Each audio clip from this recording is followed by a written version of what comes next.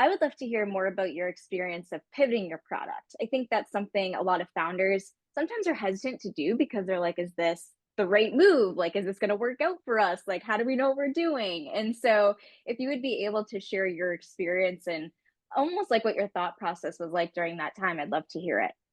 Pivoting is super scary. So I mean, I think that it's one of those things that you hear the stories of people pivoting and, great if it works out, but like when you're in that situation of do I pivot or not, it's scary because the question is like, do I completely get rid of what we've been working on for years and hope that this new thing works, or should I like keep working on what we've been doing? So that was like the Mhm. situation we were in, where it was like a do or die situation, because we were not growing, we were not making a lot of money with the first product, we were dying a slow death essentially. So it was one of those things where it was like, okay, we either continue on this path and we eventually close the business, or we try to pivot and to, make this work one last time. And Yeah. instead of like adding a new feature or fixing something, like just completely getting rid of the first product and restarting from scratch. And hopefully that works. And like it was one of those situations that we were in. We were really like up against a wall.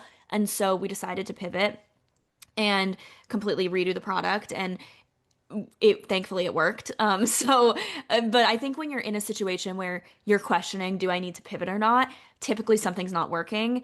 And I do Yeah. think that it's better to figure it out earlier than later. So if you are in a situation where the only thing stopping you from pivoting is like, but I've spent so much time on this, you should pivot because time does not mean success. Like you can work on something for 10 years. It does not make it any more successful than if you just started something and it like took off in the first 6 months. So if that's the only thing stopping you and you know something's not working, I recommend kind of just like taking that leap of faith and going for it.